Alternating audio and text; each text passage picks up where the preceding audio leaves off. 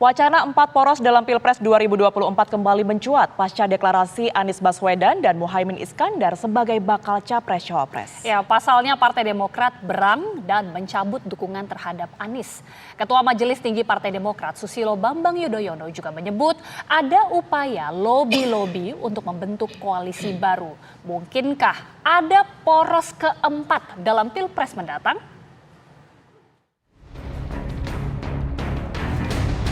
Deklarasi Anies Baswedan dan Muhaimin Iskandar sebagai bakal capres dan cawapres 2024 di Surabaya menjadi sorotan panas jagat politik tanah air. Pasalnya kabar duet Anies Muhaimin yang mengejutkan tersebut membuat berang Partai Demokrat yang merupakan pilar koalisi perubahan untuk persatuan bersama Partai Nasdem dan Partai Keadilan Sejahtera. Ketua Majelis Tinggi Partai Demokrat Susilo Bambang Yudhoyono merespon kabar duet Anies Muhaimin. SBY bahkan mengungkap adanya lobi yang mengajak untuk dibentuknya poros baru di Pilpres 2024. Ini pekerjaan politik tingkat tinggi. Ini bukan informasi, ini fakta. Benar ternyata Anies AHY yang hampir matang untuk diluncurkan dan banyak diketahui oleh masyarakat luas, itu terbukti bisa digagalkan. Kita juga tahu seorang menteri, sekarang ini, menteri masih aktif dari Kabinet Kerja Pimpinan Presiden Jokowi, secara intensif melakukan lobby, termasuk kepada Partai Demokrat, dengan menawarkan mengajak membentuk koalisi yang baru. Koalisi Demokrat, PKS dan P3. Yang bersangkutan mengatakan, yang disampaikan itu, inisiatif ini sudah sepengetahuan Pak Lurah. Kata-kata sang menteri. Bukan kata-kata saya. Kata-kata yang bersangkutan. Kita mulai tertarik dengan informasi yang lain.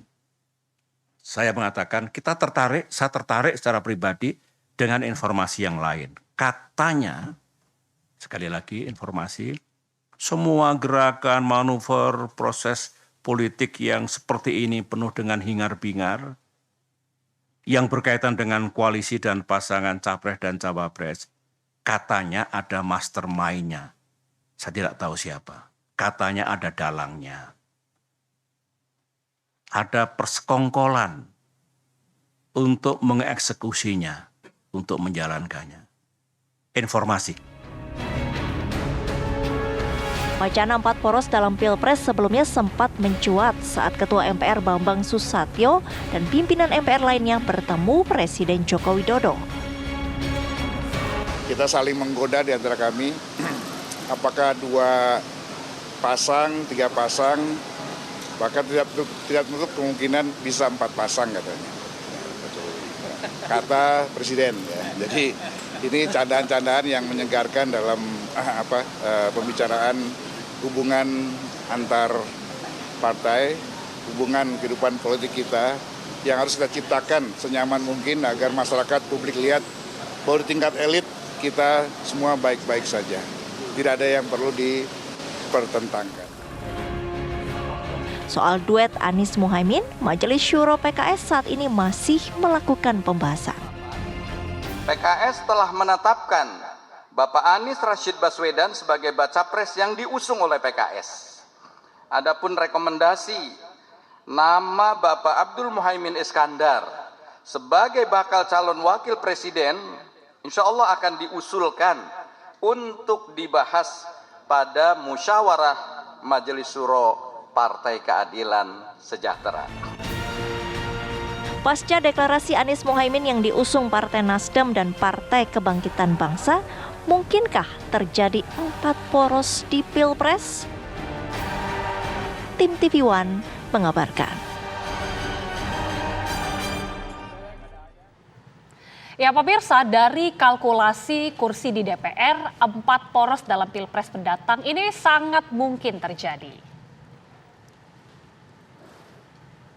Ya, dari simulasi yang dibuat, PDI Perjuangan dengan 128 kursi bisa mengusung sendiri Capres dan Cawapres. Poros Gerindra, Golkar, PAN total 207 kursi. Poros Nasdem, PKB 117 kursi pemirsa, sedangkan Poros Demokrat, PKS, dan P3 123 kursi. Ya, kita bisa melihat bersama pemirsa, ini merupakan 4 poros yang disebutkan memang sangat mungkin terjadi.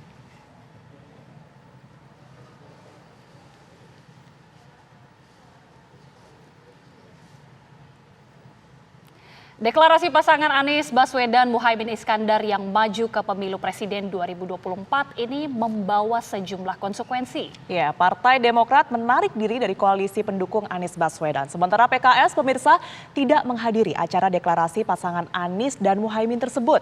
Kemanakah nantinya suara Partai Demokrat berlabuh? Bagaimana pula dengan PKS? Opsi 4 pasangan Capres-Cawapres sempat disampaikan Presiden Joko Widodo saat bertemu pimpinan MPR beberapa waktu kebelakang. Akankah poros baru terbentuk untuk mengusung pasangan muda AHY dan Sandiaga Uno? Dan mungkinkah poros ini didukung oleh Demokrat, P3 dan PKS? Untuk membahasnya pemirsa, saat ini telah bergabung bersama kami anggota Majelis Tinggi Partai Demokrat, Bang Syarif Hasan. Selamat petang, Bang Syarif. Selamat petang, selamat sore. Selamat sore. Ya, Assalamualaikum. Ya, dan juga Ketua DPP P3 Ahmad Baidowi. Selamat petang, Bang Baidowi. Ya, Assalamualaikum. Waalaikumsalam warahmatullahi. Dan juga juru bicara PKS, Bang Muhammad Iqbal. Sehat? Assalamualaikum. Bang Iqbal, waalaikumsalam warahmatullahi wabarakatuh. Dan juga tersambung secara virtual bersama kami pemirsa pakar politik Bang Hanta Yuda. Kita cek terlebih dahulu. Selamat petang, Bang Hanta Yuda, sudah tersambung?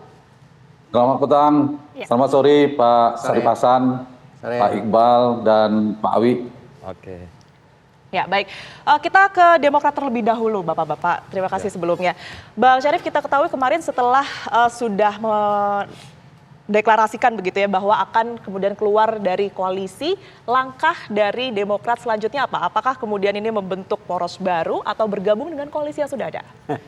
Jadi yang pertama memang kami mendapatkan berita tentang majunya Muhaimin Iskandar sebagai pendamping Anies itu memang tanpa, sekali lagi saya kutip, tanpa komunikasi yang intens dengan Partai Demokrat, tentu sangat bagi kami sesuatu hal yang sangat unbelievable ya, yang tidak dapat kami terima dengan akal sehat, karena memang sebelumnya sebenarnya kami mengkomunikasikan kepada partai koalisi bahwa sekalipun Partai Demokrat itu mengendorse ketua umumnya untuk menjadi calon cawapres, tetapi kami juga akan menerima dengan penuh tanggung jawab apabila capresnya itu menentukan pilihan yang lain. Jadi kami sangat terbuka untuk dikomunikasikan. Nah, masalahnya sekarang ini tanpa komunikasi dan sebagainya tiba-tiba terjadi, dan itulah yang membuat kami sangat upset tentunya. Dan ya kami Partai Demokrat sangat prihatin dengan kondisi ini. Jadi tidak ada komunikasi sama sekali? Tidak ada komunikasi sekali, tiba-tiba terputuskan demikian. Nah, artinya apa? Di sisi lain Partai Demokrat sangat bersyukur. Karena apa? Saat ini terjadinya saat sekarang, di mana kita masih memiliki waktu untuk ke depan, 1,5 bulan lagi masih ada waktu untuk menentukan pilihan yang terbaik. Nah, lagi-lagi saya katakan ya, kalau ini yang terjadi, nah tentunya kami tadi prihatin tapi bersyukur, sehingga bersyukurnya itu ya tentu kami ke depan ini kami tentunya harus ikut berpartisipasi di Pilpres, karena sesuai dengan undang-undang ya harus diwajibkan untuk memilih mengusung pasangan Pilpres. Nah, kemana kita berlabuh ini kan menjadi pertanyaan besar. Nah, ini kami baru menerima masalah ini, kejadian ini baru 2 hari 3 hari yang lalu. Jadi tentu akan lebih bagus bagi Partai Demokrat apabila kami melakukan konsolidasi dulu. Sudah ada tawaran untuk merapat ke salah satu koalisi, Iya, tapi Bang? kami konsolidasi intern dulu yang kami lakukan, sembari melakukan evaluasi baik eksternal maupun internal, bagaimana konstelasi politik ke depan, bagaimana capres A, capres B dan capres C dan sebagainya, bagaimana koalisi ini sudah terbentuk, bahwa ada wacana ada lagi koalisi yang baru, tentu itu menjadi konsideran kami dan tentunya kami akan melihat kira-kira mana yang lebih berpotensi untuk bisa menerima konsep daripada tema kampanye kami, yaitu bahwa kami menginginkan perubahan. Ini aspirasi rakyat itu kepada Partai Demokrat adalah harus dilakukan perubahan terhadap negeri ini. Nah itu dapat diperkirakan kami tentunya membawa misi ini kepada rakyat dan itu tadinya kami bawa ke koalisi perubahan. Nah sekarang karena tidak terakomodir di sana ya tentunya kami yang pertama kami pikirkan bagaimana kami mengimplementasikan aspirasi masyarakat rakyat yang menginginkan perubahan. Nah karena banyak opsi-opsi, nah kami sedang melakukan evaluasi, mudah-mudahan dalam waktu tidak begitu lama lagi kami akan menentukan sikap kemana kita akan berlabuh. Masih konsolidasi internal partai, langkah Demokrat saat ini karena memang masih dari internal masih berusaha mencerna ya. Tapi menarik tadi diungkapkan oleh Pak Syarif, sejauh ini tidak ada komunikasi yang diinformasikan. Saya mau tanya langsung ke PKS. Bang Iqbal, apakah betul memang sebenarnya tidak ada komunikasi soal Anies Caimin ini sebelumnya tidak ada, atau jangan-jangan PKS dikasih tahu tapi Demokratnya nggak dikasih tahu, jangan-jangan. Kalau dari penjelasan Pak Anies kepada kita, saat saya hadir langsung bahwa memang dia sudah berusaha berkomunikasi. Dengan PKS kebetulan beliau berkomunikasi dengan kita lancar, cuman memang soal deklarasi cawapres itu yang mungkin kita sedikit agak kritik lah. Jadi sebelumnya sudah dikasih tahu? Sudah ada pembahasan ya Bang? Sudah. Dan kami memang berpegang teguh kepada piagam deklarasi karena bahwa untuk penentuan cawapres kita serahkan kepada Pak Anies, sehingga kami menganggap tidak ada pelanggaran yang dilakukan. Tetapi yang kami sedikit menyayangkan adalah kenapa terburu-buru. Karena Caimin belum bertemu dengan PKS, hanya mengirim utusan. Jadi kami berharap, tetapi sekarang sudah diperbaiki dalam waktu 1-2 hari ini akan ada pertemuan, Caimin akan ke kantor DPP PKS bertemu para pimpinan. Dan kami menganggap ya inilah dinamika. Karena soal komunikasi ini persoalan yang pelik memang. Karena di satu sisi kita menginginkan ini semuanya berjalan smooth, tapi memang faktanya berbeda. Sudah ada pembahasan, tapi kenapa PKS nggak ikut hadir kemarin di Surabaya, Bang? Ya, karena tadi kami takut ya melanggar ADRT PKS, karena di PKS untuk menentukan siapa capres dan cawapres itu harus melalui persetujuan Majelis Syuro.